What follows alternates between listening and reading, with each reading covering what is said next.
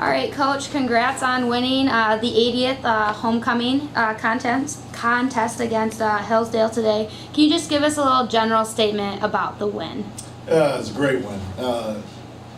Hillsdale's a good football team. They were coming in 3-1, had really not lost a game with their starting quarterback playing, so we knew it was going to be a big test for us, and I think that our guys responded exactly how I wanted them to. I mean, we came out, took the ball right down the field first couple times, stopped them on defense. Then you had that in the third quarter doing the exact same thing. And those two quarters, the first quarter and the third quarter, that set us up for the win. I don't think we were great in the second and the fourth, but I think that you're playing against a good football team. You got to give them some credit. They're going to move the football. And I think 82, what a receiver. He's a great player, dominant player. And we saw that on tape. We told our guys, this guy's a great player.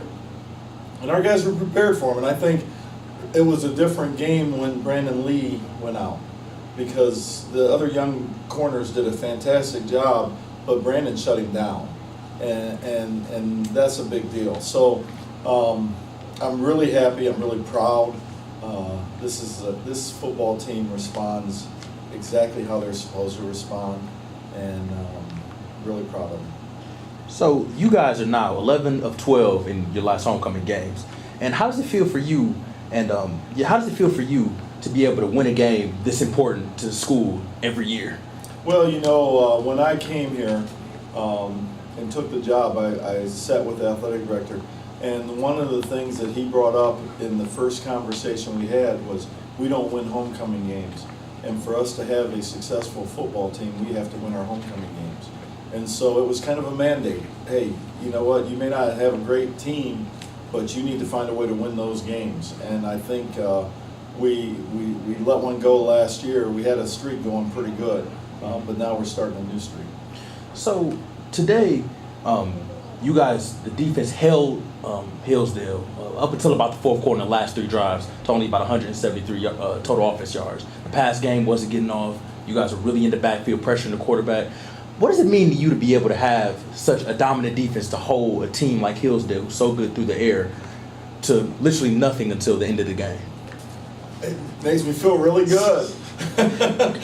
Listen, tell me some more about that defense. No, that's kind of what we pride ourselves on here at Wayne State, to play great defense, to be able to be physical. What we want to be able to do as a football team is impose our will on you.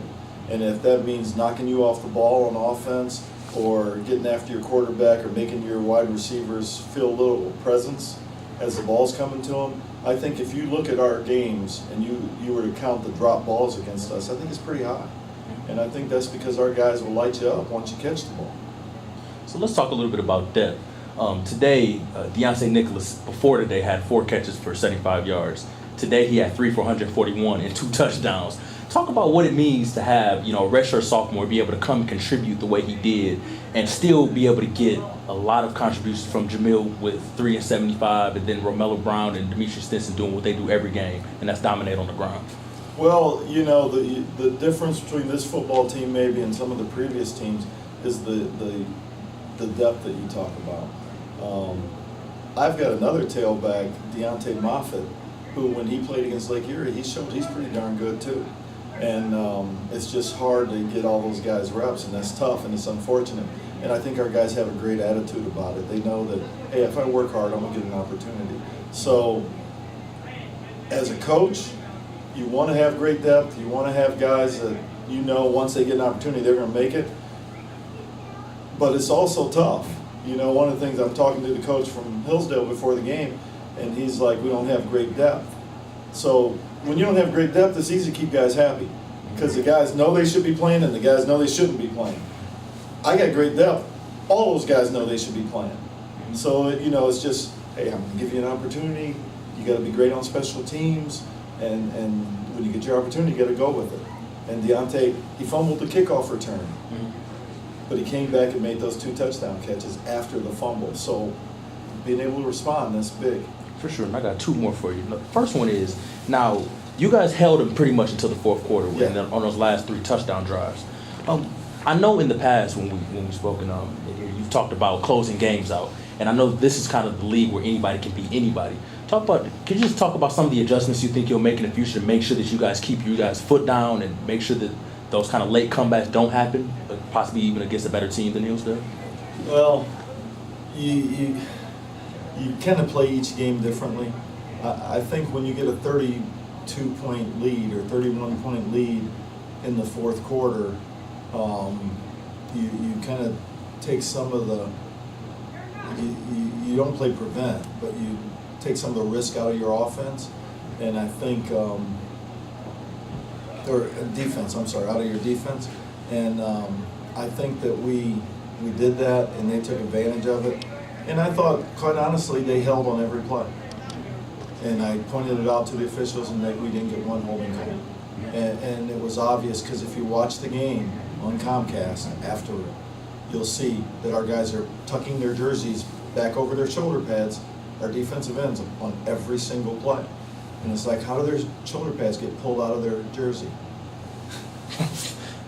You know what I mean? Right, it's like they're not pulling them out themselves. Mm-hmm. So, you know, it's frustrating. So I think sometimes you tend to look at the score as opposed to look at the game. If you look at the game, you're going to call that. If you look at the score, you're like, oh, they're up big. It doesn't matter. Right. So Okay. I'll probably get fined. You know what I mean? Yeah. But I'm like up to here. Understood. And my last one to you is, you guys are kind of entering, based on wins and losses, an easier stretch in your schedule. And this was the big test. And it looked like you guys, well, by what I looked at, but it looked like you guys handled this one. I just want to say, how do you think you're going to keep you guys focused over these next games, especially with the next one being away and then having to come back home right into the end of the season where you have Ferris and Grand Valley in the last 3? Yeah, that's the last year. I don't care about those. Okay. Here's what it comes down to. We lost that game at Ashland. That was a big deal to us. But what we talked about as a team was we weren't confident. We weren't playing like a confident football team. So let's play these 3 games at home. Let's improve every week. Let's build our confidence and become a better team week by week. And if you look at us, we're a considerably better team today than we were when we played Ashland. So what we're thinking is building that confidence these 3 weeks is gonna keep us going. And so we're looking at who we can be, not who the schedule has. This next game is on the road. We've got a chance to win a road game. We've got a chance to play a good football team that's playing really well, and we've got a chance to improve our record. So if we do those 3 things, again, it just helps build who we are. Thanks so much, Coach. That's all I All got right. for you. Yep. Thanks, Coach. Good? Yep.